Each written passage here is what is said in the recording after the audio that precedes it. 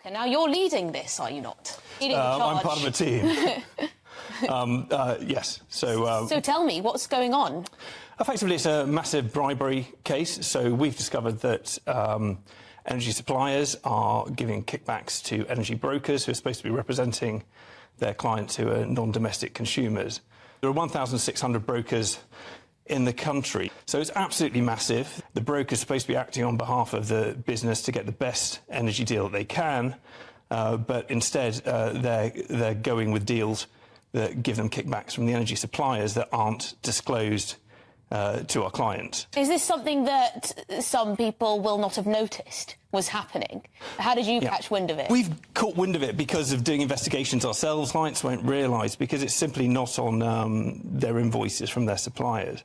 And they don't realise quite how much it is. So energy, for instance, is retailing at about 50p per kilowatt hour for these companies, and 10p of that can be going in kickbacks to the brokers throughout the lifespan of the contract that they simply don't know about. So how much could they be losing? I mean, presumably you have cases where it's going into the hundreds of thousands, or is it just £100 here and there? How much is it? No, absolutely, very good point. So it depends on the size of the business and how much electricity it consumes. So most will probably be tens of thousands of pounds. We can go back 6 years. But some, reach into, up to £1 million. So it depends on the particular consumer. We've got, for instance, a brewery that consumed an awful lot of electricity and used a broker to get its contract, and it's certainly claiming for hundreds of thousands of pounds. Now, where's Ofgem in all of this?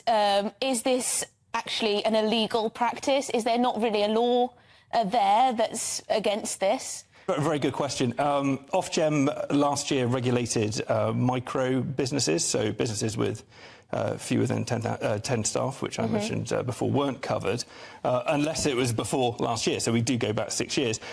So with those businesses, the brokers have to disclose and the suppliers have to disclose exactly how much is being paid in kickbacks by the suppliers to the brokers who are supposed to be acting for the customer. But over 10 staff members, a business is simply vulnerable to what's often a feeding frenzy of brokers, sort of circling around it to try to get the contract, thinking that broker's acting in their best interest, but it's completely unregulated. And we urge Ofgem to regulate this like they have done with micro businesses.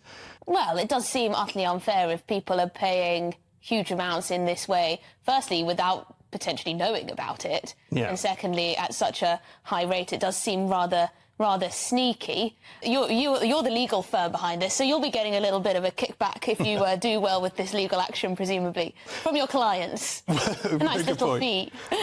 It's a commercial. We are a commercial enterprise. It's a no-win, no-fee case. So we're working on the basis that we've taken out financing to do this, and if we lose, then we effectively, we've lost all our time and energy and money that we've put into it.